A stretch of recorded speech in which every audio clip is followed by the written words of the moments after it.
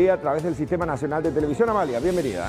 Roberto, buenas tardes para vos, para todos los que nos acompañan. Simularon ser agentes de la SENAT y perpetraron un multimillonario robo. Judith Colexa con el anticipo. Hola Judith, buenas tardes. Buenas tardes, Roberto, Amalia. Sí, señor. 4 hombres vestidos de agentes de la SENAT protagonizaron un asalto tipo comando a primeras horas de este viernes en perjuicio al gerente de una empresa transportadora que ya estaba a punto de salir de su domicilio, ubicado en Fernando de la Mora, zona norte, para ir hasta San Antonio, cuando fue sorprendido por estos delincuentes. En instantes les contamos más con respecto a lo que se observa en imágenes de circuito cerrado y lo que se llevaron estos asaltantes. Y ya recibimos también a nuestra compañera Fernanda Chamorro, porque el capitán Valdés pidió libertad ambulatoria. Estamos a la resolución de la jueza. ¿Cómo está, Fernanda? ¿Qué tal? ¿Cómo estás, Amalia? Roberto, el saludo también para los televidentes, y estamos aguardando la resolución de la jueza Hilda Benítez Vallejos. Como bien decías, ya el capitán Rubén Valdés pedía la libertad ambulatoria, o en todo caso alguna medida como que le permita, en este caso, salir a trabajar, seguir desempeñándose como miembro del Cuerpo de Bomberos Voluntarios del Paraguay. Otros son los pedidos por parte de la Fiscalía, como el arresto domiciliario. Los detalles y ya la resolución también en instantes.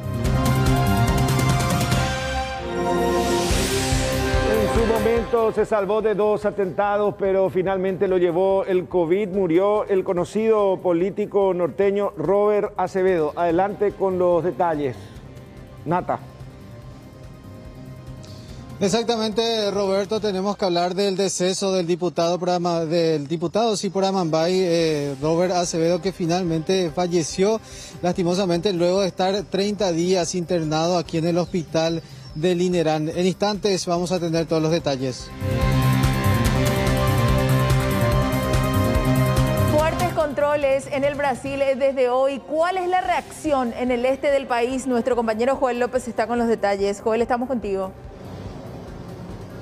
Amalia, ¿qué tal? Buenas tardes, saludos a los televidentes de todo el país. Esta situación genera mucha preocupación en la frontera, porque ayer en una conferencia de prensa el intendente de la ciudad de Foz de Iguazú anunciaba fuertes medidas de control para los vehículos con placa extranjera. Esta medida también va a generar de una u otra forma el desborde en la parte comercial. Si bien él anunciaba que esta medida va a ser de manera interna, afectará a Ciudad del Este, porque solicitarán el test del PCR negativo. Todos estos detalles, las reacciones en minutos.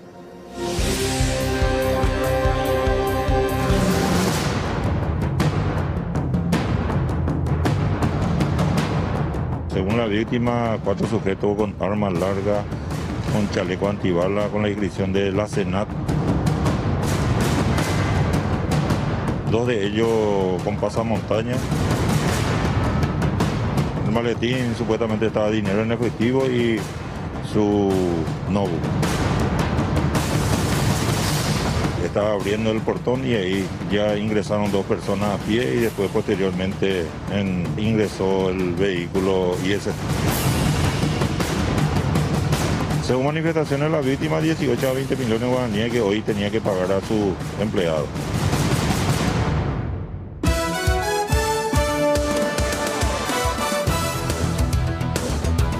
La inventiva, el ingenio delincuencial que no para. ¿Dónde? ¿Cuánto dinero? ¿En qué localidad? Los detalles con Judith Colexa. Adelante. Sí, Roberto, y simular ser agentes de la SENAT parece ser una buena estrategia para estos asaltantes, ya que la gente o los testigos creen que se trate de un posible procedimiento, por lo que no se alarman y no reaccionan inmediatamente llamando a la policía. Caso que sería diferente si es que se deparan con un asalto. Esto ocurrió en Fernando de la Mora, zona norte, a primeras horas de este viernes. Este empresario, que sería gerente de una empresa transportadora en San Antonio, se disponía para ir hasta su lugar de trabajo. Él llevaba consigo una importante suma, y cuando estaba abriendo el portón de su condominio, que es allí donde precisamente él reside, se puede observar que termina siendo sorprendido por esta banda de asaltantes que visiblemente, según se puede apreciar en las imágenes de circuito cerrado, portaban chalecos antibalas con la inscripción de la SENAT, así como también un kepis con la insignia de la SENAT también tal cual así como suelen vestirse estos uniformados para los operativos. De esta manera se habrían alzado con la suma de 18 millones de guaraníes, suma que iba a ser destinada para el pago de funcionarios de la empresa transportadora. Repasamos con ustedes, paso las imágenes de circuito cerrado para que ustedes vean y saquen sus propias conclusiones con respecto a esta nueva estrategia implementada por las bandas de asaltantes. Y fíjense que cuando está abriendo el portón la víctima, ingresan con el vehículo incluido al condominio estos delincuentes y descienden en su totalidad. Como 4 aproximadamente estaban a bordo de este automóvil tipo IST de color gris, descendieron armados, algunos tenían armas largas, los que explicaba la víctima que pudo ver.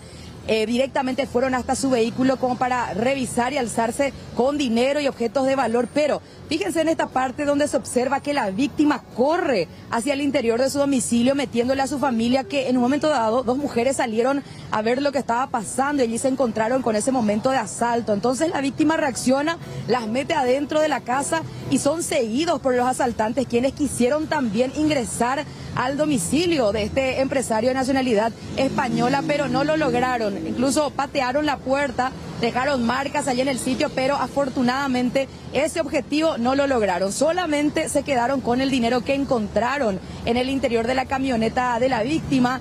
Estamos hablando del señor Luis Antonio Ramallo Santiago, de 47 años.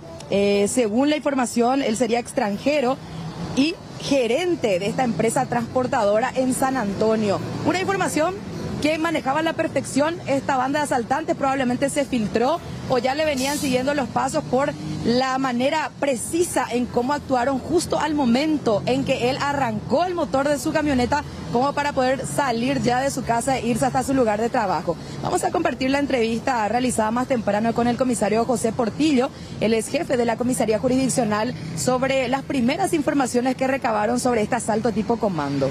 Según la víctima, 4 sujetos con armas largas, con chaleco antibala, con la inscripción de la Senat, 2 de ellos con pasamontaña, pidiendo el maletín correspondiente. El maletín supuestamente estaba dinero en efectivo y su notebook. Él estaba por salir, estaba abriendo el portón y ahí ya ingresaron 2 personas a pie y después posteriormente en marcha atrás ingresó el vehículo IST.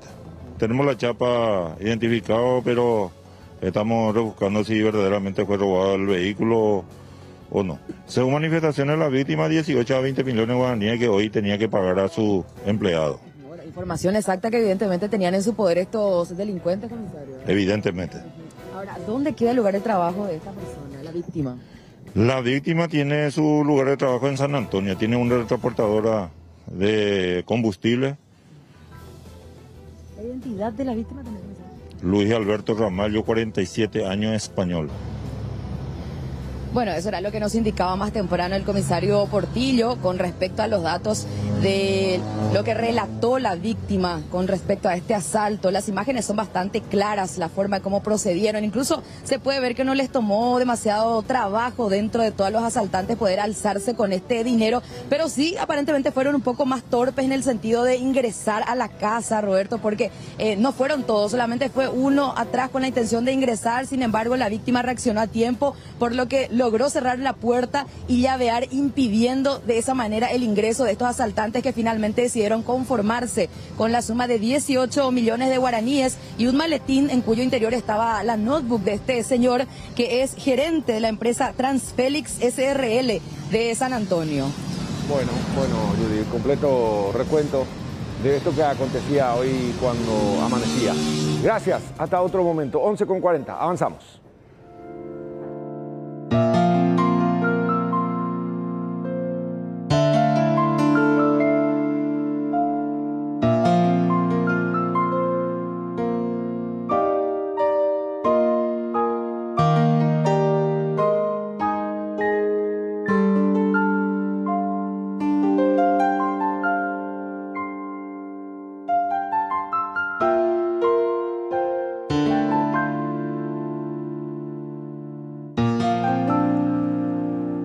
Ya desarrollamos este tema con nuestro compañero Natanael Cáceres. Recordemos que el diputado fue traído desde Amambay el 15 de febrero y lastimosamente hoy nos dejó. Nata, estamos contigo. Sí, muchas gracias, Amalia. El saludo cordial también para todos los televidentes. Y hablábamos con el director del INERAN, con el doctor Felipe González, quien señalaba que prácticamente en estos últimos días él mismo se encontraba en un cuadro clínico bastante complicado. Su salud se vio deteriorado también y hoy finalmente constataron durante primera hora de esta mañana que él mismo ya habría amanecido con muerte cerebral y luego ya se confirmaba también su deceso. Una enfermedad prácticamente que avanza y decía que cada persona, o a cada persona mejor dicho, le va tomando diferente. Al respecto conversamos con él y explicaba el cuadro clínico del diputado Robert Acevedo y finalmente la causante que lo llevó a su muerte. Se desencadenó después de haber tenido eventos adversos. Ya llevábamos 30 días de la evolución de la enfermedad y lastimosamente con un final poco feliz. El hecho de que el mismo hoy a la madrugada presenta ya una clínica de lesión encefálica, motivo por el cual todas las medidas de soporte fueron retiradas. Y eso es el avance propio de la enfermedad en sí. Ya en el tiempo, la falta de oxigenación inicial en eventos adversos se manifiestan de manera temprana a las 72 horas. Pero en el caso de la persona que estamos hablando, por la inestabilidad hemodinámica, por el cuadro clínico que tenía, no pudo ser trasladado inmediatamente en ese periodo a unidades de imagenología de tal forma a determinar cuál era el grado de severidad de las lesiones que aparecen producto de los niveles críticos que presentó. Entonces le dimos el soporte necesario a las fallas múltiples que se fueron sucediendo y que la fuimos dominando en el tiempo, pero que finalmente con el evento adverso de la madrugada nos dimos cuenta de que bueno, la batalla estaba perdida cuando ya los signos clínicos de una lesión superior nos hacían desistir de toda posibilidad de seguir sosteniendo. Bueno, está lo que decía el doctor Felipe González con respecto también a la causa de muerte ya del diputado Robert Acevedo. Por otro lado, hablando también de la Cámara de Diputados, ya se ha emitido un documento donde se ha establecido el duelo por 3 días en todo el Congreso Nacional de la República. Esto también teniendo en cuenta el fallecimiento ya a causa del COVID-19 del diputado Robert Acevedo. Roberto y Amalia. Bien, Nata, también estamos compartiendo ya este documento que tiene que ver con eso que ya marcabas, los 3 días de duelo por parte del Congreso. Gracias por este contacto.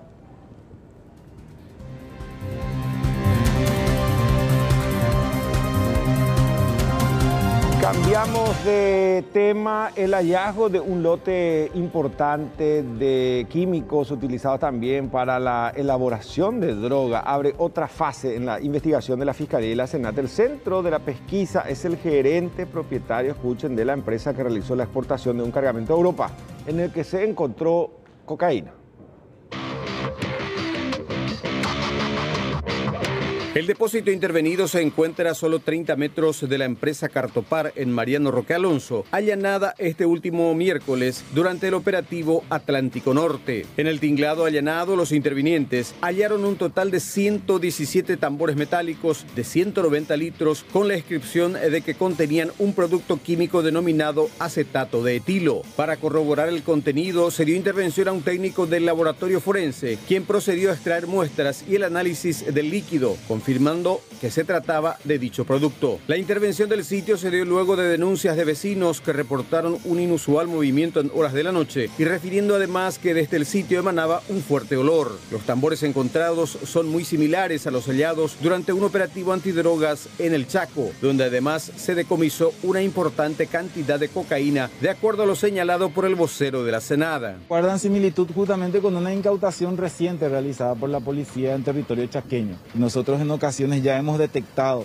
el transporte o contrabando de productos como estos al mercado boliviano, donde tiene un valor muy elevado porque es un elemento codiciado, digamos, por las estructuras de producción, porque sirve para el refinamiento final de la droga. El acetato de etilo puede ser destinado para uso industrial en la elaboración de solventes, pinturas y similares, pero también como sustituto de la acetona en el proceso final de refinamiento de la cocaína. Por ende, se trata de un químico controlado cuya importación debe ser declarada y autorizada. También puede ser utilizado como sustituto de la acetona en el procesamiento, principalmente en la parte final del procesamiento de la cocaína. Así que también es un producto que últimamente es contrabandeado, es traficado hacia territorio boliviano principalmente, donde es utilizado por las estructuras de producción. No tenemos ningún documento que justifique la presencia de estos productos químicos aquí.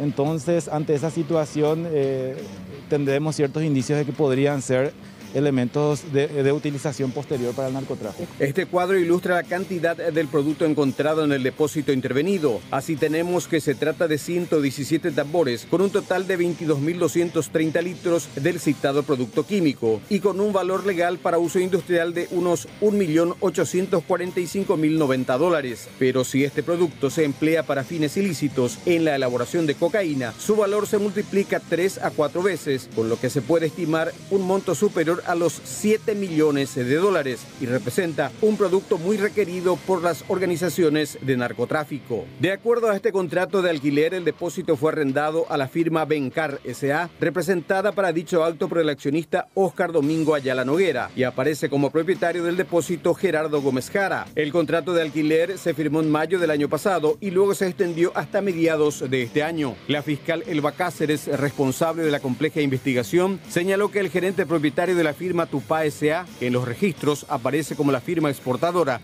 surge como el eje de la investigación, al tiempo de expresar su duda razonable de que la carga haya podido ser contaminada en el trayecto fluvio-marítimo y que la citada empresa tampoco registra la importación de los tambores de acetato de etilo.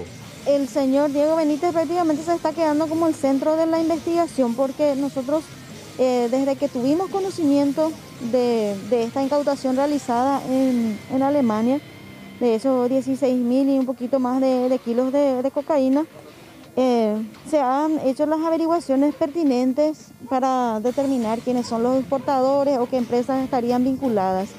Y ahí nos percatamos de que hay varias empresas vinculadas con esta familia. Esa cantidad es demasiado importante como para ser contaminado, para ser, no sé, acondicionada en un puerto donde existen mayores controles, como todos sabemos. Por el momento, no existen imputados en nuestro país en torno al mayor cargamento de drogas requisado en Europa, y se espera que en los próximos días sea convocado el señor Diego Benítez Cañete para brindar declaración. Y ahora rápidamente saludamos a Blanca López. Costa de Marfil, aparentemente droga que partió de Paraguay, ¿también se encontró allá o no, López? Bueno, y esa es la publicación que ya las agencias internacionales están socializando en estos momentos, que se habría incautado dentro de contenedores supuestamente contaminados con cocaína de alta pureza, que estaban dentro de unos bolsos de mano, y según esta información que es socializada a la fecha, estos bolsos habrían, o por lo menos este contenedor habría salido de puertos paraguayos, y también es considerada, de acuerdo a la publicación de Reuters, como una incautación récord para Costa de Marfil, algo absolutamente inédito la forma. Pero sobre eso justamente vinimos a hablar con la ministra de la Secretaría Nacional Antidrogas, que de acuerdo a las informaciones que manejan, ya ellos estaban en conocimiento de que esta droga había caído en ese lugar, y justamente de eso vamos a hablar. Muchas gracias, ministra. Otra vez Paraguay en el mapa del tráfico. Buenos días. Sí, nosotros tenemos una red global de aduanas que permanentemente estamos revisando este tipo de envío, ¿verdad? Pero de ninguna manera nosotros podemos decir de que esa cocaína haya provenido de Paraguay, ni siquiera la aduana de Costa de Marfil dice eso.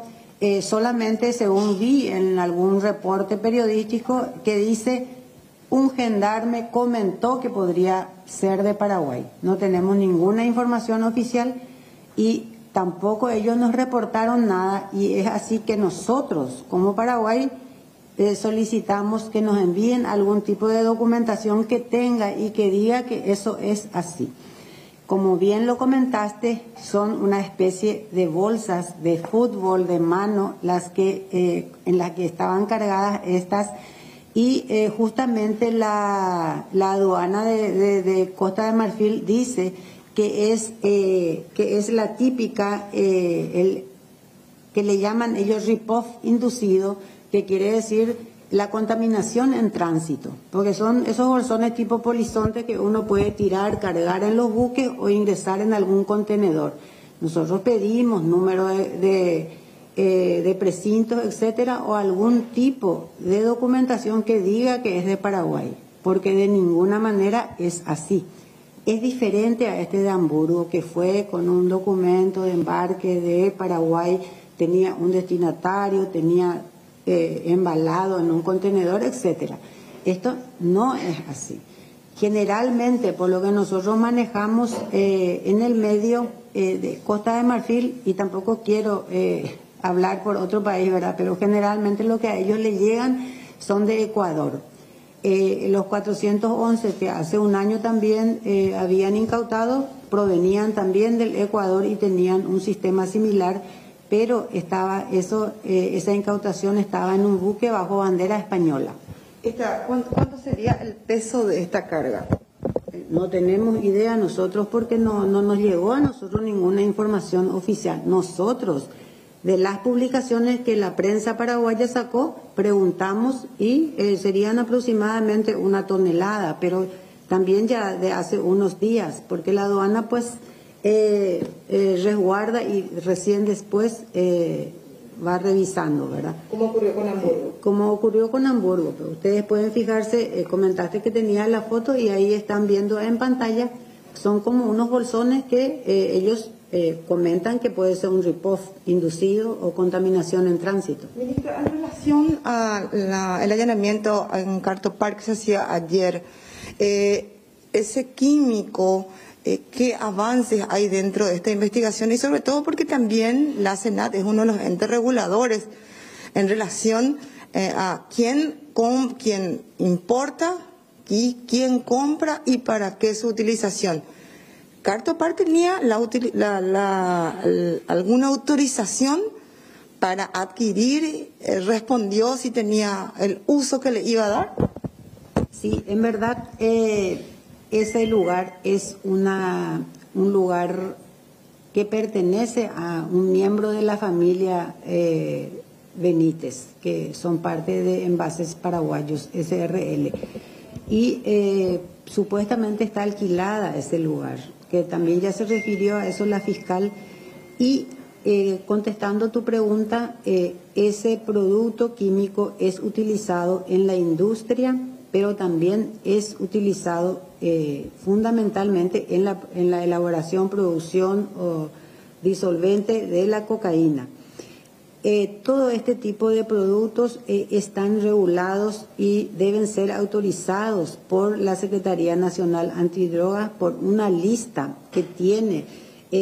Ya la Convención Única de 1961 había dispuesto una serie de listados de productos que necesitan autorización de los países en donde se estarían utilizando. En este caso, por ejemplo, ese producto tiene que ser la empresa que quiera trabajar con eso para elaborar sus productos, tiene que inscribirse, tiene que solicitar la previsión que se llama, que es la cantidad que necesita, eso se analiza si va o no con su producción, etcétera. Tiene una serie de procesos. No tenían autorización. No tenía autorización. ¿Algo nuevo en la investigación de lo que significa la operación? Nosotros estamos trabajando coordinadamente con agencias internacionales, estamos avanzados, pero nuestro objetivo principal es, como estoy diciendo ya hace unos días, desarticular la logística. Esta estructura nosotros tenemos que lograr llegar al fondo de la cuestión. Nosotros como SENAT estamos conociendo paso por paso, punto por punto el proceso, de la manera en que se envió esto. también con eso y con los reportes que vamos a tener de Alemania, porque hoy tuvimos una conversación de vuelta con la policía aduanera de Alemania, con los que ellos nos remitan los detalles, vamos a poder determinar si eso fue cargado aquí en Paraguay o fue cargado en otro lugar y utilizaron a Paraguay como un tránsito, etcétera.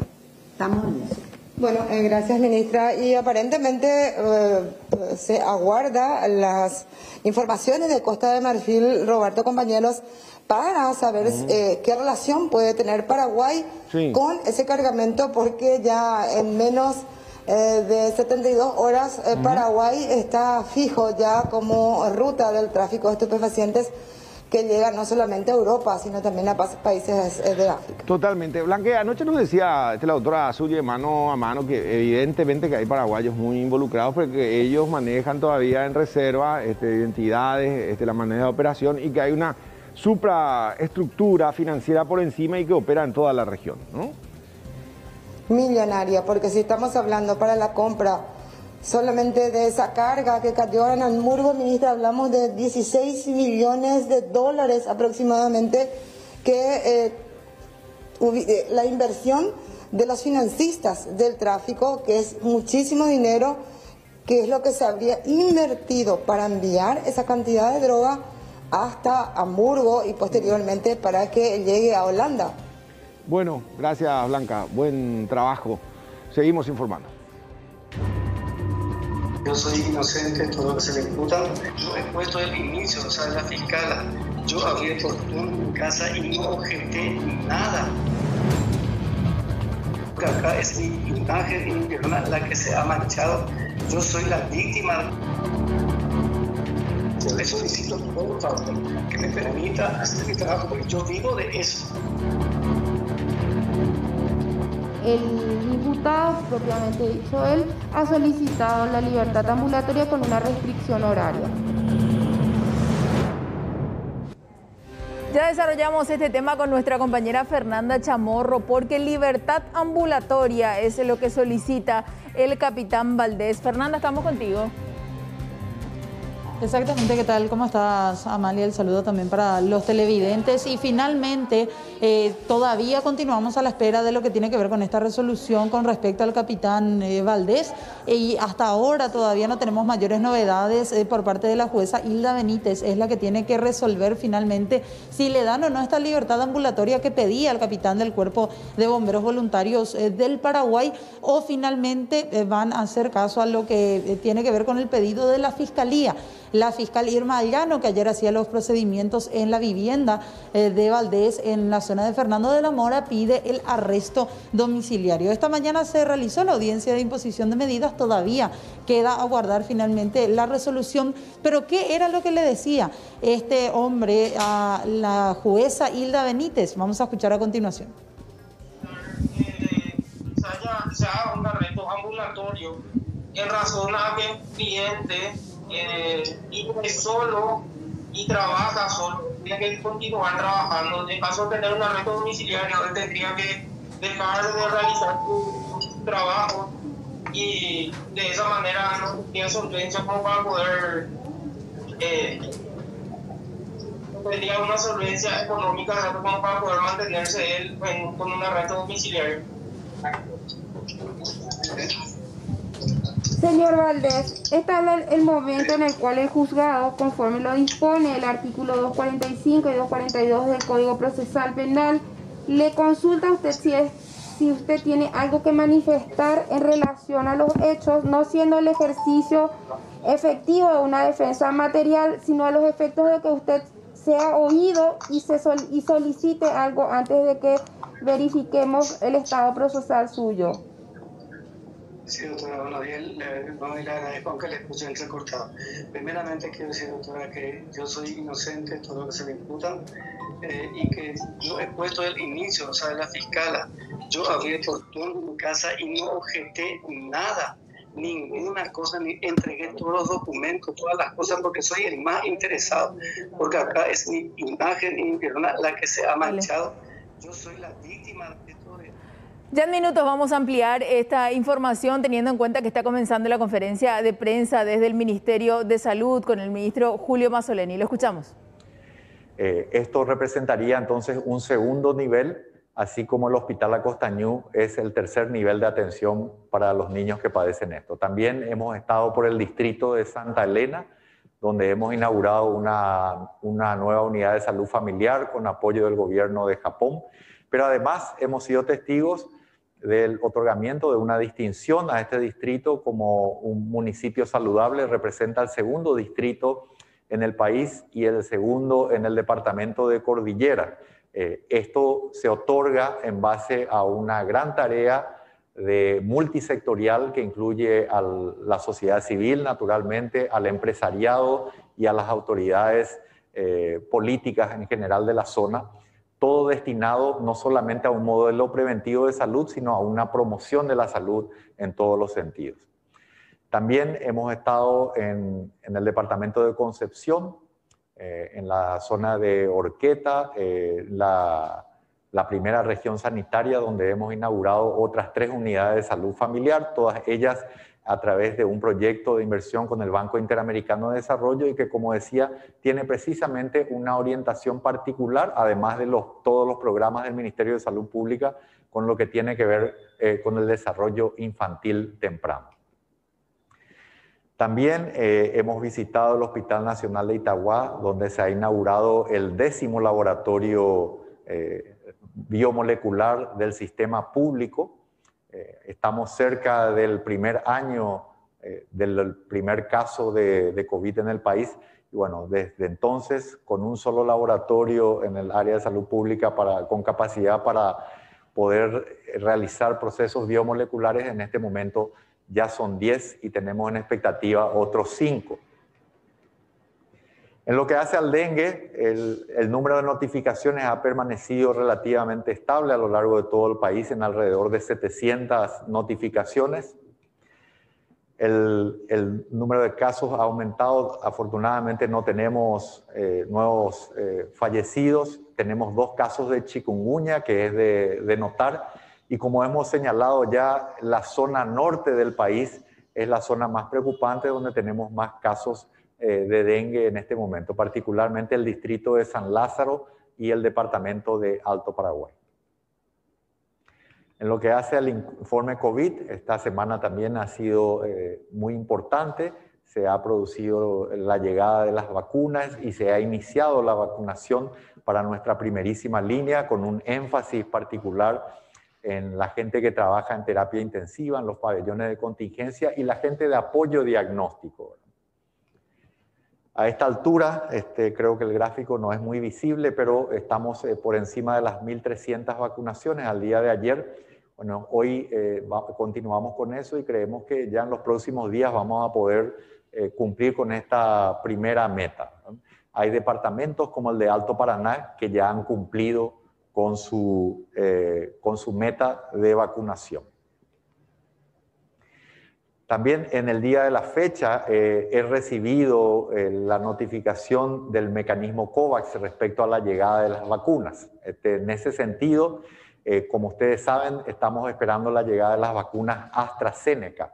El número confirmado para este trimestre, que va desde el 1 de marzo hasta el 31 de mayo, es de 304.800 vacunas. Estas van a ir llegando al país conforme a las posibilidades logísticas del mecanismo COVAX. Aquí es importante señalar que esto depende no solamente de la capacidad de distribución a partir del centro de donde van a partir, que es en Países Bajos, sino que también depende de la entrega gradual que provea el fabricante al mecanismo para ir dando. La expectativa en términos generales es en la 4ª semana del mes de marzo, ¿verdad? No obstante, existe un número de países en el mundo, 9 de ellos en nuestras Américas, que debido a que han hecho un trabajo temprano y eficaz en términos de la aprobación de su plan de vacunación, tanto técnica como normativamente, resoluciones respaldatorias, pagos, etcétera.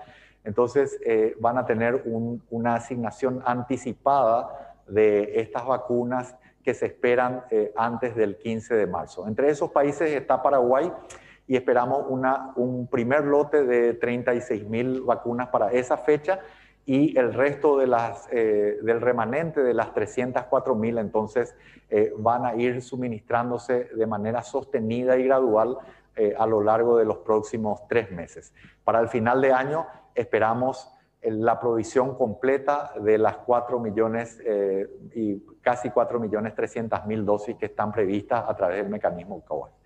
Este es otro paso que damos, pero sin ninguna duda seguimos trabajando intensamente para poder conseguir más vacunas y acelerar el plan de vacunación lo más que podamos. También es importante señalar que el mecanismo COVAX sigue en negociación con otros fabricantes, entonces en ese sentido se está ampliando el portafolio. Esto es relevante porque otras vacunas, entre ellas la Sputnik, con la cual ya tenemos un acuerdo bilateral, también la vacuna Sinovac, la Novavax, entre otras, están en plena discusión o en plena negociación con el mecanismo y se espera que varias de ellas sean incorporadas al portafolio. Hemos sido notificados por el mecanismo COVAX que es muy probable que la mayoría de los países recibamos más de un tipo de vacuna para poder de esta manera alcanzar el número de dosis que hemos acordado cada país con el mecanismo. En cuanto a la situación epidemiológica en el mundo entero, como ya hemos señalado, continúa un descenso del número de casos y una desaceleración del número de fallecidos. Esto es en líneas generales a lo largo de todo el mundo. Quiero enfatizar, como he dicho antes, que esto depende en gran medida de las medidas restrictivas y también las medidas o lo que tiene que ver con la propia dinámica de la epidemia. El factor vacunas, que va a ser un factor muy importante eventualmente, hoy por hoy solo está representado de manera importante en unos pocos países, 2 o 3 países que han superado la barrera del 8%, ¿verdad? Entonces esto también ratifica la necesidad que tenemos de seguir con todas las medidas de protección porque eso es lo que nos va a permitir poder cuidarnos hasta que el impacto de las vacunas a nivel mundial sea lo suficientemente relevante. La situación en la región es básicamente la misma. Tenemos todavía Paraguay situado en ese lugar, poco por detrás de Uruguay en términos del número de casos, número de fallecimientos y también de Venezuela. A nivel país, lo relevante e importante. Bueno, la parte más importante que tiene que ver con respecto a las vacunas, entonces a partir de la quincena de marzo tendríamos unas 36.000 dosis y ya posteriormente estarían llegando las demás de este remanente de 304.800 dosis. Seguimos con más información con Robert. Dale, Amalia, siguen los problemas en las instituciones de formación policial. La academia y el colegio de policía fueron blancos precisamente de rechazos por la manera en que vienen comportándose especialmente los de la cúpula dirigencial. Hay una evaluación médica que se pone en tela de juicio.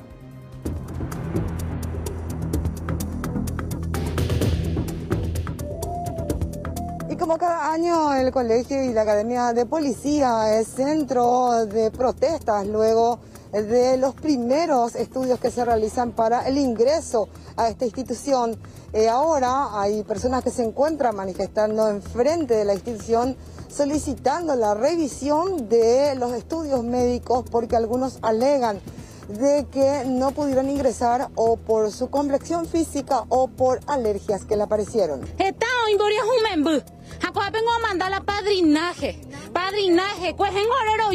Señorita Blanca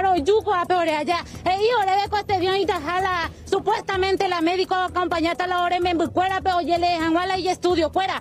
Le mete, le hace firmar que no son auto para la academia y le dice que pueden retirarse, no le dan sus estudios. Y bien dice en la cartilla, devolución dice, y no le dan el examen médico porque son alérgicos al pasto, al polvo.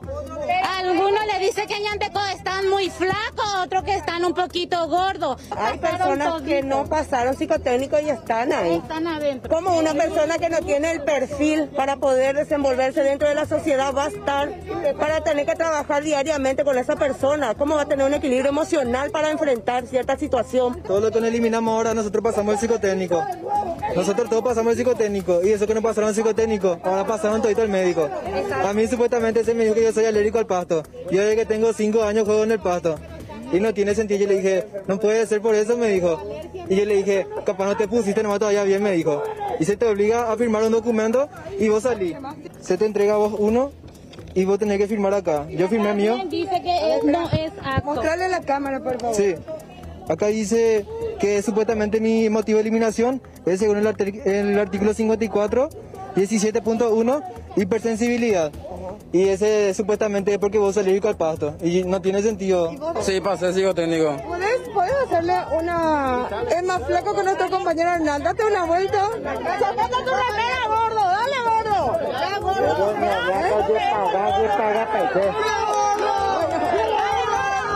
es Alexis, el que está gordo. ¿Cuánto pesas?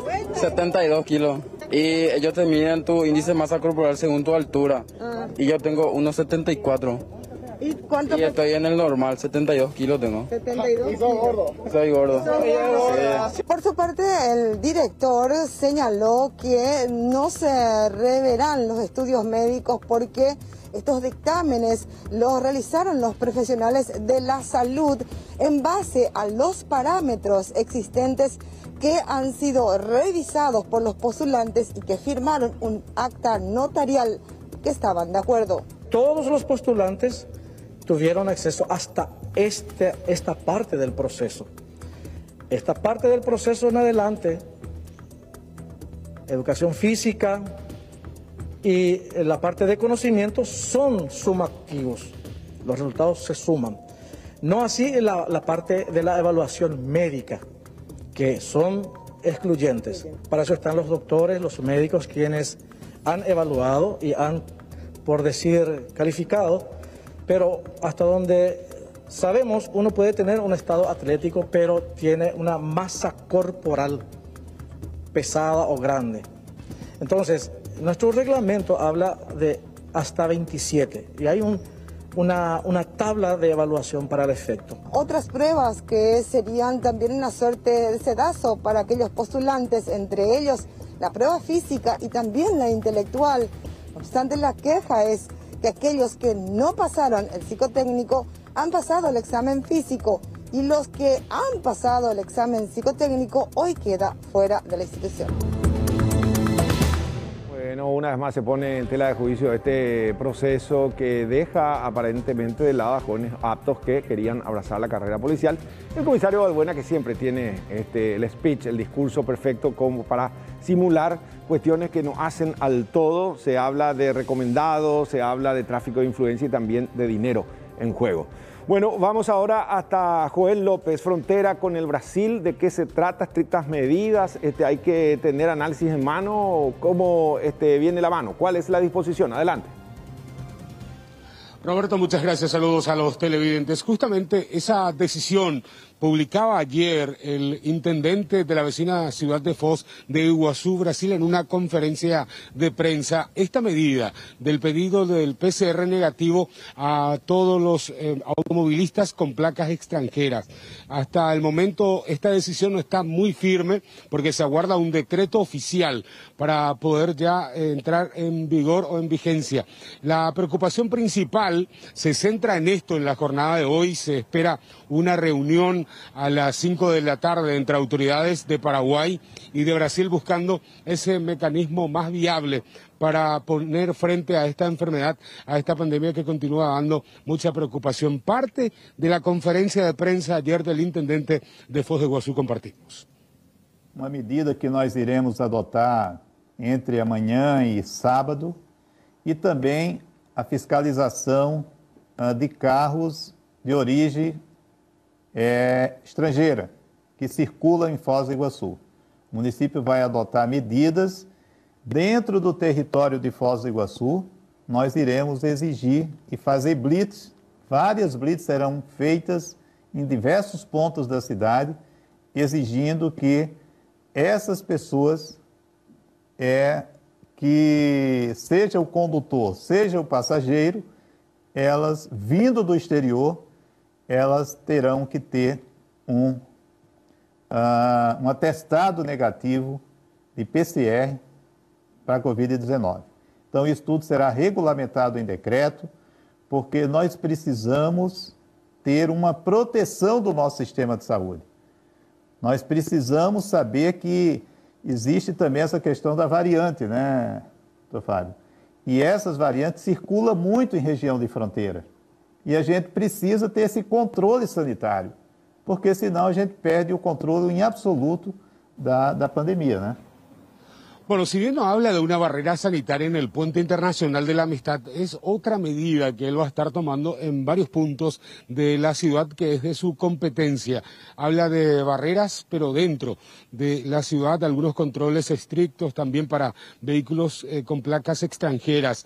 Esta medida es lo que va generando mucha preocupación en la parte este del país, porque también genera la incertidumbre de cuál va a ser el movimiento en el vecino país, cómo va a ser el movimiento de turistas hacia Ciudad del Este y, bueno, viceversa. Hablamos con Linda Teillén, representante de la Cámara de Comercio. Hoy a las 5 de la tarde se prevé esta reunión y ella mencionaba lo siguiente, a tener en cuenta toda esta situación que se va a analizar. Nos preocupa muchísimo porque, por ejemplo, desde el sector de turismo, hablando con la gente hoy, hay transportes, los transfers, que necesitan llevar a pasajeros a Foz de Iguazú, al aeropuerto de Foz de Iguazú, y son extranjeros. Entonces, ¿cómo harían? Hoy, mañana y pasado mañana, si están en tránsito nada más, desde Ciudad del Este hasta el aeropuerto de Foz de Iguazú. Entonces, todos esos cuestionamientos hoy vamos a tener que trabajar con el intendente para que nos pueda definir cómo va a ser. Para que mañana en el decreto, cuando salga, tengamos nosotros la noticia necesaria, porque también, como ya manifesté, nuestro gobierno nacional está pendiente de esta reunión de hoy. Igualmente nuestra directora Ángeles, con quien estuve conversando, me manifestó y me dio algunas instrucciones para pasar esta tarde en la reunión. Nosotros ya cuestionamos también eso, operativamente cuál sería la forma de actuar del municipio de Foz de Iguazú. Esas son cuestiones que nosotros consideramos, por ejemplo, que el test negativo en español de un laboratorio aquí, ¿cuál sería el criterio que ellos utilizarían para aceptar esos test? Porque están en español, no conocen si el laboratorio existe o no existe. Es decir, ¿qué van a pedir? La traducción, la legalización de esos test. Son cuestionamientos que hoy le vamos a hacer al intendente para que nos pase, nos aclare y así de tal forma nosotros poder también hacer o transmitir esas noticias y esas informaciones a nuestra sociedad, a nuestros conciudadanos y también a nuestro gobierno nacional. A las 17 de hoy, la reunión entre autoridades de ambos países. Aparte de eso, también la medida que va tomando Brasil. Desde hoy, personas mayores de 60 años ya no abordan el colectivo ni tampoco puede estar en un espacio cerrado. Esta es la nueva disposición que ha tomado también el municipio de dicha ciudad por el colapso sanitario que ha sufrido en los últimos días. Si bien mencionaban de que en su mayoría son pacientes provenientes del Paraguay, nuestras autoridades de esta región mencionaban que sí son pacientes de Paraguay, pero sí son descendientes brasileños que van y cruzan la frontera para ser atendidos en dicho centro asistencial. Bueno, gracias, Joel. ¿Qué tal está el tiempo por Ciudad del Este? Mucho calor en el este del país, cielo despejado a esta hora en Alto Paraná. Un abrazo, feliz fin de semana. Muchas gracias. ¿Sí? Seguimos con Amalia, adelante. Gracias, Roberto. Y vamos a hablar de este compatriota que fue rescatado por autoridades bolivianas. Él estuvo secuestrado cerca de 2 meses. En este sentido, también hay que decir que hay una persona detenida y se busca a los cómplices.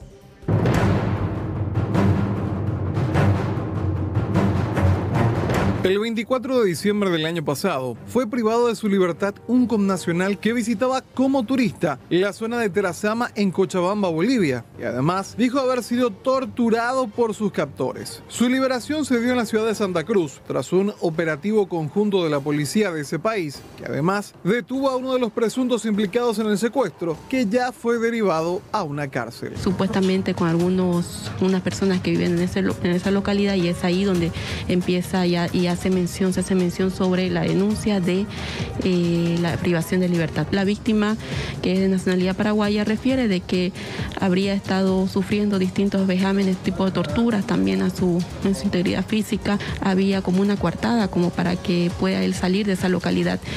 Habían prometido dar un monto de dinero y ese monto de dinero iba a ser entregado en la ciudad de Santa Cruz. Se tuvo, como le mencionaba, la policía de inteligencia, ¿no? Por parte de la policía remitió en calidad de aprendido a una persona de nacionalidad boliviana que sería supuestamente un comunario de dicha localidad antes mencionada. Para esto el Ministerio Público ha solicitado la declinatoria y que por economía procesal, más que todo, para que se remitan actuados a dicha ciudad y localidad a efecto que se continúe con la investigación y asimismo se pueda dar con el paradero de los demás si es que hubiese más implicados, tal como refieren en la denuncia, que evidentemente tendría secuelas de ciertas lesiones que habría sufrido el mismo ciudadano, ¿no? Tras su liberación, el compatriota afirmó que existen otros ciudadanos paraguayos retenidos en su contra y ahora los investigadores analizan varias hipótesis con respecto a este caso, que van desde el no pago de una deuda hasta problemas con el narcotráfico. Yo soy inocente de todo lo que se le imputa. Yo he puesto el inicio, o sea, la fiscal, yo abrí el portón en casa y no objeté nada. Porque acá es mi imagen y mi persona la que se ha manchado. Yo soy la víctima. Yo le solicito, por favor, que me permita hacer mi trabajo, porque yo vivo de eso. El imputado, propiamente dicho, él ha solicitado la libertad ambulatoria con una restricción horaria. Hablemos de este tema. Se trata de la madre de Maylén y su pedido de justicia. Su hija de 22 años falleció hace un tiempo en plena cirugía estética. En este sentido, temen que el médico encargado, que es Miguel Caballo, no reciba la pena correspondiente por esta presunta negligencia médica.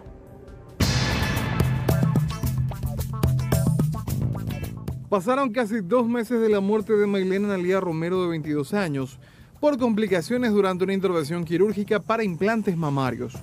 El médico responsable de la operación era el doctor Miguel Ángel Caballo, quien trasladó a la joven a un sanatorio privado ante la necesidad de una terapia intensiva, pero no pudo evitar el fatal desenlace. Esa tarde él abandonó a mi hija en el quirófano. El novio de mi hija salió, ¿verdad?, desesperado, preguntándole dónde vas, doctor, ¿verdad? Y él le dice, yo voy al sanatorio San Sebastián a preparar todo para esperarle, ahí vamos a seguir la cirugía. Él en ningún momento le dijo de la gravedad de lo que estaba sucediendo.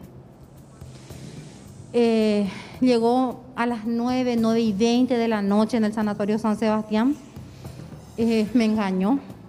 Él me dijo que solamente un sublingual le dio a mi hija y que mi hija empezó a convulsionar. Grande fue mi sorpresa al día siguiente cuando mi hermana, que entró dentro de la morgue, sale, ¿verdad?, toda así desesperada, no sabía si contarme. Me dice que a mi hija le cortaron, que le cortaron la axila. Terrible. Este viernes está prevista la audiencia entre las partes y vale recordar que este mismo médico ya fue condenado a realizar cirugías gratuitas por 2 años por haber utilizado un sanatorio que no contaba con las habilitaciones exigidas para estas prácticas. De la imposición de medidas con nuestra compañera Fernanda Chamorro. Fernanda, estamos contigo.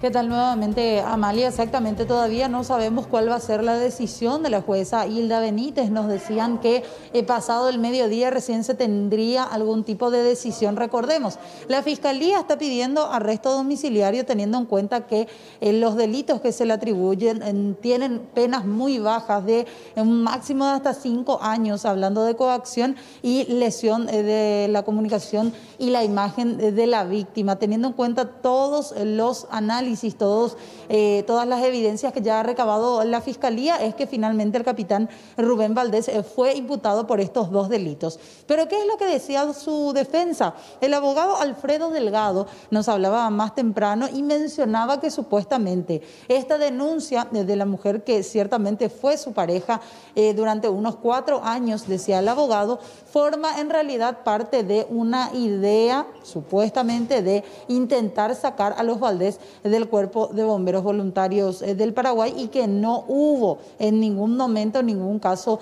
de sextorsión ni algún tipo de coacción con respecto a fotos y videos íntimos. Escuchemos lo que decía el abogado. Lastimosamente él, así como he dicho, se ha relacionado con una persona inadecuada, una persona altamente tóxica, que no supo aceptar la ruptura de una relación que tampoco fue una relación formal. Pero sí. 6 años, abogado, de relación, ¿eso es así? Yo hablé anoche con mi representado y él me dice que sería más o menos como 4 años, pero que nunca fue una relación seguida, por así decir. Digamos, no era una relación estable. La chica de repente salía con él, de repente tenía otra pareja. Pero vuelvo a afirmar, nosotros negamos categóricamente la existencia o la comisión de cualquier delito. ¿No se llegó a grabar ningún tipo de video, así como manifiesta la denuncia? Bueno, vamos a hacer una aclaración. Grabar sin el consentimiento es delito. Divulgar sin el consentimiento es delito. Ninguna de estas 2 situaciones se dieron. ¿Existen entonces archivos de contenido íntimo de ambos? Sí existen. ¿Con consentimiento sería? Sí, son archivos consentidos que nunca fueron divulgados. Pero me van a disculpar, pero yo en detalles no quiero entrar, porque eso yo acá no vengo a exponer la vida íntima de ninguna persona. Abogado, ¿y cuál sería el objetivo entonces de esta mujer? Bueno, y el objetivo sería destruirlo a él. Bueno, parte de lo que manifestaba este abogado, que ahora representa al capitán Rubén Valdés, teniendo en cuenta que el abogado Ricardo Paredes era el que anteriormente, desde ayer, incluso asumía la defensa. Hoy nos comunicaban que anoche se daba el cambio de abogados, pero nos manifestaba por lo menos el defensor Delgado que están trabajando de manera conjunta junto con el letrado Ricardo Paredes en lo que tiene que ver con la defensa del capitán Rubén Valdés. El capitán, que en medio de su audiencia de imposición de medidas le dijo a la jueza que lo que quería él era tener una libertad ambulatoria con una restricción horaria, si es que le parecía a la jueza concederle esta medida, para que él pueda acudir a su lugar de trabajo, pueda seguir desempeñándose como bombero voluntario, y al mismo tiempo este horario de salidas le pueda permitir también cuidar de su madre. Escuchemos lo que decía.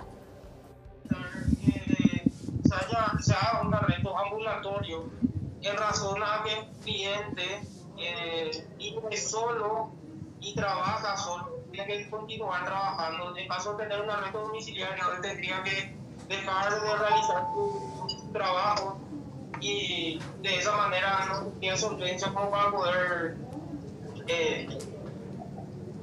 tendría una solvencia económica como para poder mantenerse él con un arresto domiciliario.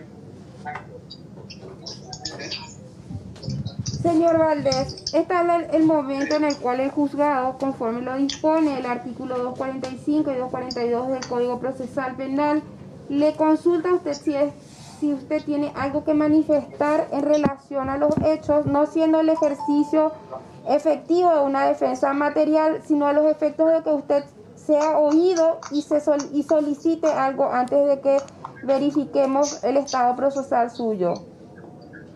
Sí, doctora, buenos días. Le agradezco, aunque le escuché entrecortado. Primeramente quiero decir, doctora, que yo soy inocente de todo lo que se me imputa y que yo he puesto el inicio, o sea, de la fiscala.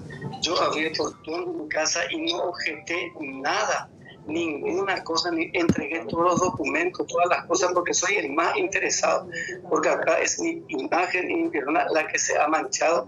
Yo soy la víctima de esto, de una situación que verá después, y respeto, y discúlpenme que de repente hablo un poco porque estoy en una situación difícil, y pido, por favor, continuar, nada más que continuar. Yo me acogí a todo, vine esposado, con toda la normativa de la policía, cumplí al 100%. Yo soy una persona que tengo 40 años servindo a la comunidad, estoy con trabajo pendiente y llorado solo. Y no es solo eso, es una cuestión de humanidad, de ambulatorio, porque mi mamá cumple años, soy el único, la única persona que atiende a ella, que me lleva las cosas y por eso les pido, yo voy a cumplir todo lo que ustedes digan y me voy a la investigación de todo lo que ustedes hagan con todos los medios que ustedes digan. Yo les solicito, por favor, que me permita hacer mi trabajo, porque yo vivo de eso y tengo cosas pendientes a nivel de fiscalía judicial que no pueden ser. Hago informes para los seguros, hago evaluaciones de riesgo en las empresas y ahora tengo 3 trabajos por citarles. Tengo uno del mercado de abasto, tengo el Petropar, que van a la fiscalía que pidieron, tengo el de EMPO, el Cateura que pidieron fiscalía, y son plazos que tienen que cumplir. Yo no tengo ni siquiera una computadora porque todo llevaron una hora. Entonces tengo que tengo que sacar fotos de lugares. Soy la única persona que trabaja ahí. Creo que el doctor me entregó eso.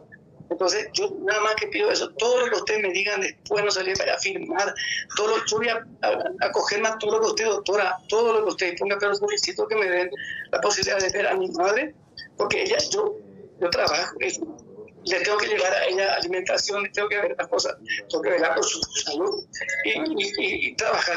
No le pido más nada que eso, yo no le pido. ¿Cuántos años tiene su madre? Bueno, se presentaba también ahí el capitán Valdés como analista de riesgos, de ciertas situaciones también que tenía que estar resolviendo, informes que tenía que ir redactando. Es por eso que pedía esta libertad ambulatoria con una restricción horaria. Todavía estamos a la espera de dicha resolución por parte de la jueza Hilda Benítez, pero ya los abogados defensores de Valdés decían que en realidad la historia era otra, que la mujer también consintió estos videos íntimos, que en ningún momento se amenazó a la mujer, a la víctima, con ir divulgando estos materiales audiovisuales, y que tampoco se llegó a borrar ningún archivo multimedia de los documentos y de todas las computadoras que ayer se requisaron. Fernanda, ya contamos con la resolución, Roberto. Hacer lugar a la aplicación de las medidas alternativas a la prisión preventiva en relación al imputado siriaco Rubén Valdés Cáceres, va el número de cédula sin apodo.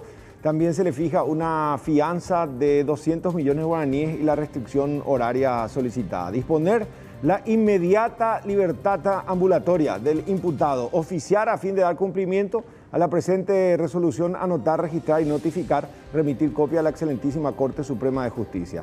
Va la firma de Hilda Benítez. Repetimos entonces, hacer lugar a la aplicación de las medidas alternativas a la prisión preventiva en relación al imputado siriaco Rubén Valdés Cáceres. Va el número de cédula sin apodo ni sobrenombre, nacionalidad paraguaya.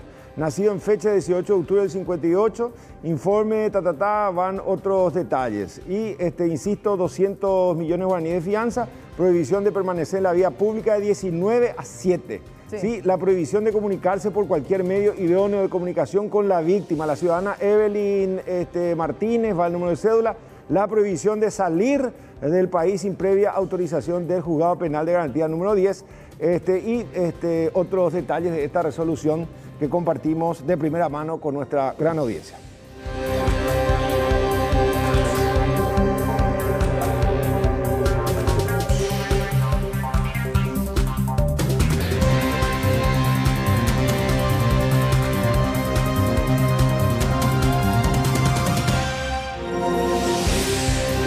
Canal 9 se están enterando los abogados del capitán Valdés sobre esta resolución dada en tribunales. El hombre que semanas atrás habría propinado una severa golpiza a un menor de tan solo 11 años de edad, ¿se acuerdan? Se presentó hoy ante las autoridades policiales de Ciudad del Este. Se trata de Víctor Hugo Benítez, de 24 años de edad. Aquí la crónica.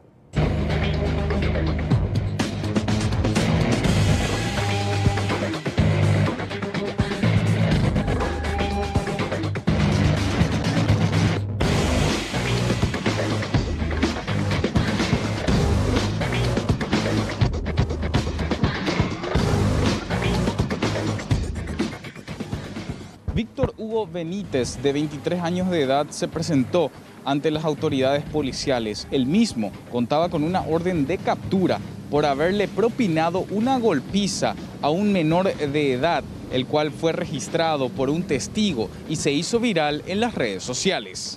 Esta persona se presentó a instancia del Ministerio Público en la unidad penal número 10, en donde él voluntariamente se presentó. De inmediato esa unidad dispuso la aprehensión del mismo. Él se encuentra privado de su libertad en la dirección de policía. Esta persona admitió este hecho que se pudo hacer viral gracias a un video registrado donde le está pegando a un menor. Efectivamente, él manifestó de que se trata del mismo, que en esas imágenes se lo ve agrediendo a este menor. Manifestó sentirse bastante arrepentido de lo acontecido y que actuó bajo los impulsos de nervios ocasionados supuestamente por este menor. Bueno, son circunstancias que él en la instancia pertinente a lo mejor va a ser consultado y va a tener que dar su descargo. ¿Tiene algún antecedente penal esta persona? No, él por lo menos en los registros informáticos de la Policía Nacional no registra ningún tipo de antecedentes. Bueno, y ya está a cargo también del Ministerio Público, la dirección policial, como bien decía. Es así, como había manifestado al inicio de la entrevista, este hecho se había suscitado durante la primera quincena del mes de enero. Bueno, nosotros tratamos de identificarlo. Esto fue hecho, puesto a disposición su identidad del Ministerio Público. Él tenía una orden de captura. Presumo que tomó conocimiento de que tenía esta restricción de libertad en contra y motivo por el cual él el día de hoy se presentó en el Ministerio Público. El detenido admitió el hecho y dijo sentirse muy arrepentido y ya está a disposición del Ministerio Público.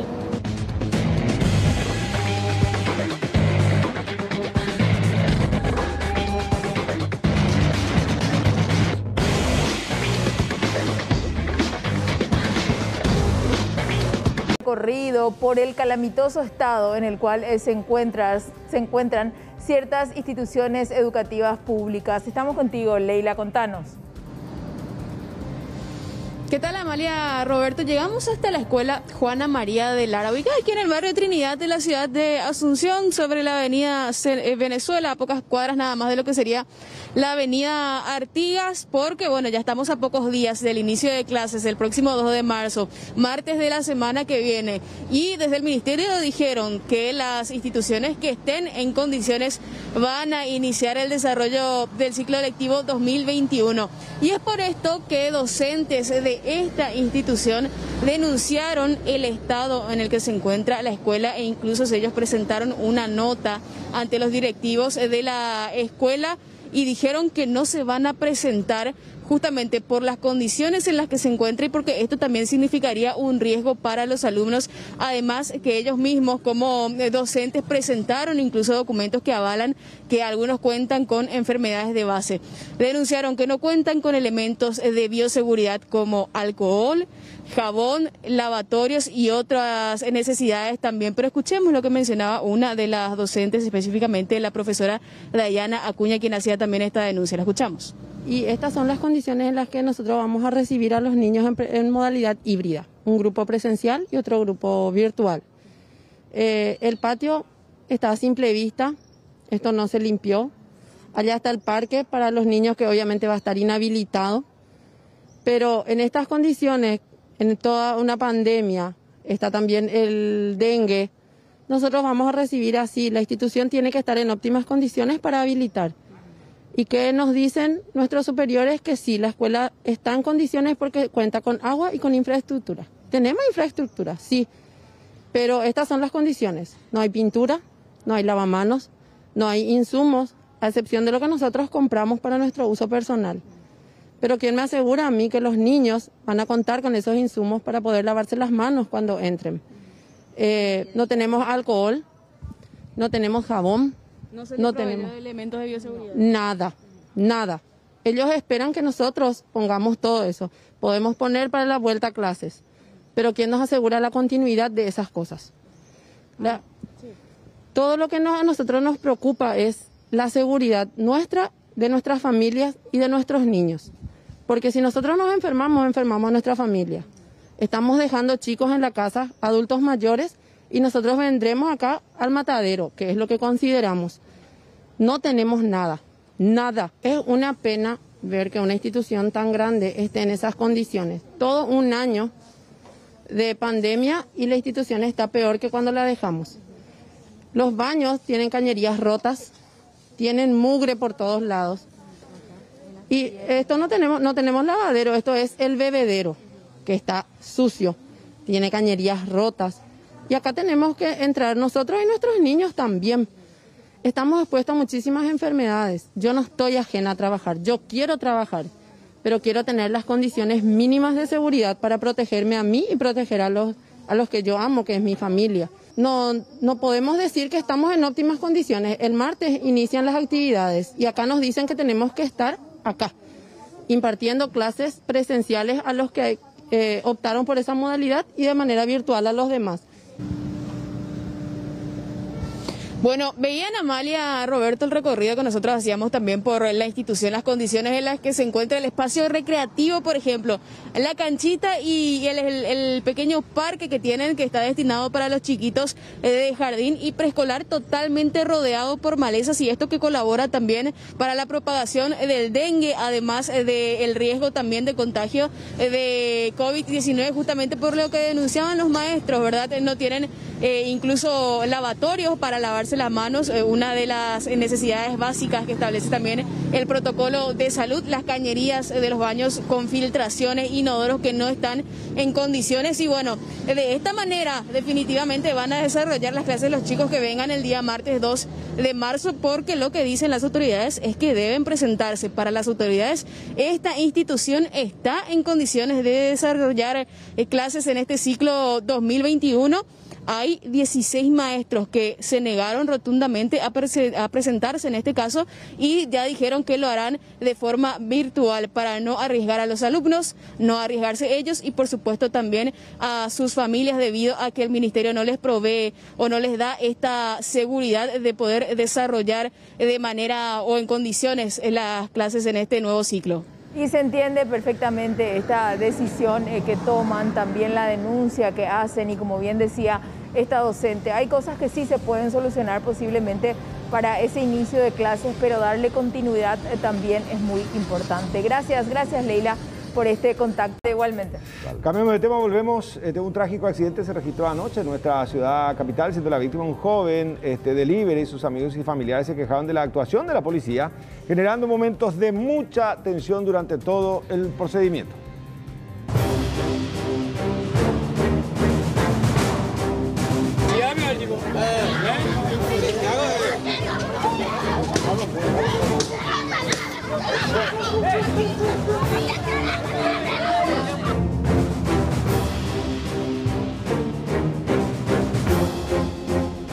Un joven perdió la vida tras sufrir un accidente en horas de la noche sobre la avenida General Santos de nuestra capital.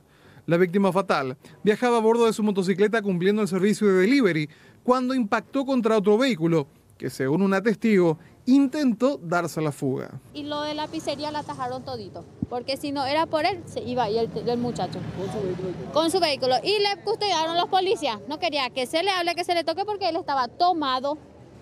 Ahí miles de cervezas están en su auto. La chica y yo y unas cuantas personas la atajamos para que no le lleve, pero le llevaron. Y en la comisaría 18 está. Y nosotros queremos que se le haga prueba de alcohol y que se haga justicia por ese inocente que está muerto ahí. ¿Cuántas familias seguro dejó a esa criatura? 24 años tiene el tipo. Y ahora feliz de la vida está ese tipo allá en la comisaría. Y los policías que no hicieron nada, nos dijeron no toquen el auto. Y tranquilamente vino uno de sus familiares o de su amigo a tocar el auto y ya veo todo. ¿Y por qué nosotros no pudimos tocar también el auto para verificar si tiene o no bebida alcohólica ahí? Y se tiene que hacer justicia, porque acá en Paraguay justicia no hay, porque acá plata es lo que manda. Policía es el tipo. Por eso le custodiaron todos los policías. ¿Y cuántas patrulleras vinieron por un solo muerto? Si era sencillo nomás, así como nosotros, el que hizo, no iba a haber tantos policías así.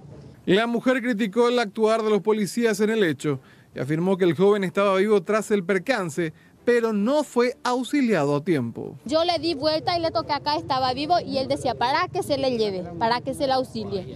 Intenté sacar su celular, pero ya estaba todo desastre su celular para avisarle a algún familiar. En ese instante llegó su compañero de trabajo. Y eso fue todo lo que pasó. Yo, visto todito, hasta ahora yo estoy temblando, yo estoy con miedo, porque yo no sé si de hoy en más yo voy a poder van a agarrar represalia por mí. Yo solamente soy una simple testigo. Familiares y compañeros del fallecido reaccionaron enojados en contra de los agentes del orden que resguardaban el vehículo que protagonizó el accidente.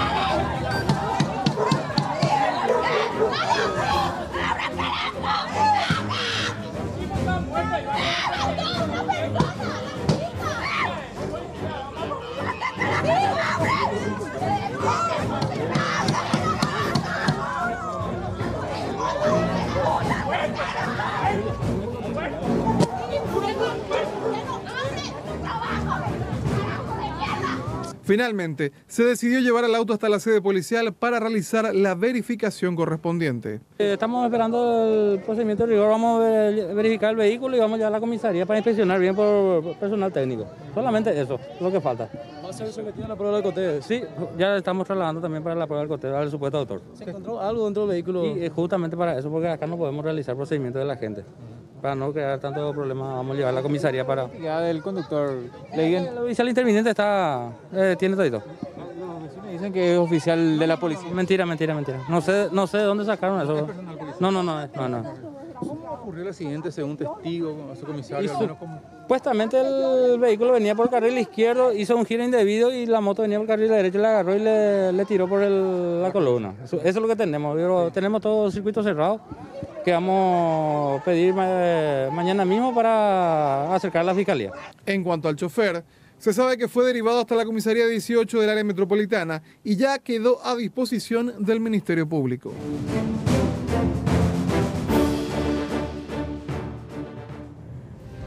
En esta oportunidad no fue un hombre contra una mujer, sino dos mujeres contra una mujer que quedó gravemente herida. Esto pasaba en Encarnación.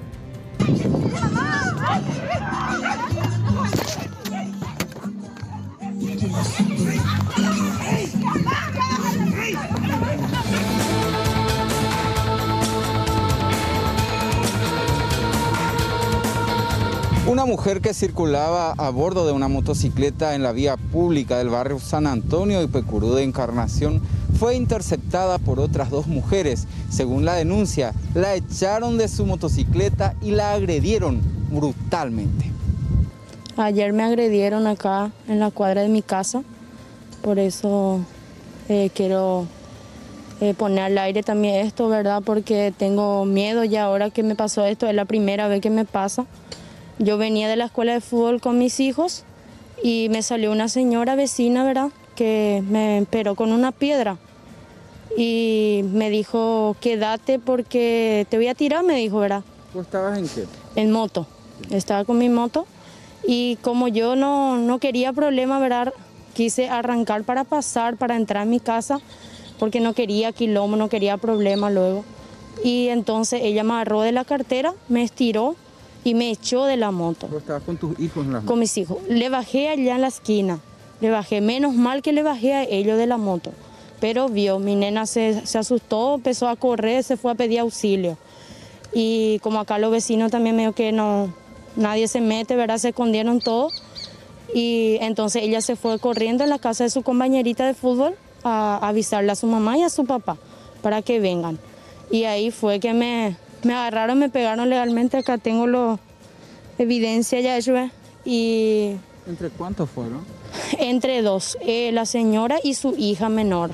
Sí, así mismo, el día de ayer, siendo aproximadamente 20 y 30 horas, se apersonó la señora Eduvigi Villalba Pinto, manifestando y haciendo una denuncia que fue víctima de agresión física de parte de su vecina que vive frente a su domicilio particular, quien, según la víctima relata, es que ella estaba viniendo del centro en compañía de sus 2 pequeños hijos, y al llegar en su domicilio al portón, dice que salió la vecina, empezó a maltratarle verbalmente y agarró una piedra tirándole por la parte de la cabeza supuestamente.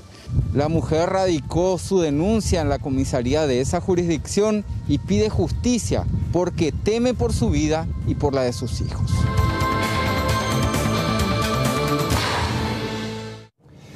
Bueno, esto veníamos hablando, Amalia, hace un par de días. Por un lado, todo el estrés, la preocupación de los trabajadores de Blanco, que están muy empeñados en brindar asistencia a aquellos enfermos de COVID. Pero en este caso, particularmente, ellos también pasan a ser víctimas. ¿Cómo andan en cuanto a lo que se refiere a la salud mental? La recuperación, que sin duda en caso de una caída lleva su tiempo, con ello también las consecuencias para el futuro. Aquí un seguimiento que hacemos con nuestra compañera Angie Prieto.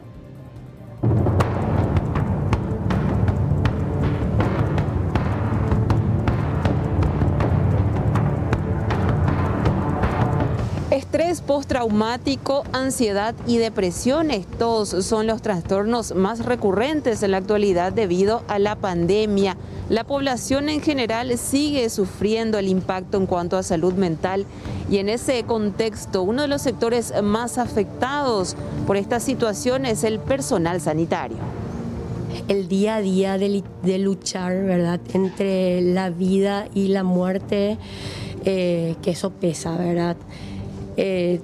Y más aún cuando se trata de algún compañero de trabajo, porque es muy desmoralizante, ¿verdad? Tanto para el médico, para las enfermeras, para todo el profesional de salud que está, ver partir a su compañero de trabajo, ¿verdad? Entonces empezaron a aparecer ciertos trastornos como ser la ansiedad, la depresión, el trastorno de estrés postraumático, ¿verdad? Que esto se vio en forma que si bien es un trastorno que siempre existió, ¿verdad? Pero los colegas, por ejemplo, referían no poder dormir, insomnio, ¿verdad? Y tener pesadillas o flashback, porque en el día morían 8, por ejemplo, en la terapia, 9 o más, y los que no fallecían tenían que estar reanimando. Y en medicina, uno no puede decir, bueno, tengo 12 horas de guardia, terminó la guardia, me voy, ¿verdad? Si le estás reanimando a un paciente y te quedas 14 o 16 horas, estás ahí, así que hay una importante sobrecarga laboral, que eso repercute en la salud mental de cualquier persona. Eso se mejoró, si bien se ven sobrepasados todavía porque los números no están bajando, ¿verdad? Tienen esos dispositivos y cada hospital tiene un departamento de bienestar de personal y salud ocupacional, donde si bien no hay un psiquiatra y un psicólogo, pero todos sí tienen por lo menos un profesional de salud mental que esté disponible como para la atención exclusiva del personal de salud. Y este fenómeno no solamente se registra en nuestro país, se da a nivel mundial y la situación es mucho más preocupante debido a que el nivel de recuperación en cuanto al alto porcentaje de casos continúa siendo bastante lento. Vamos a despedir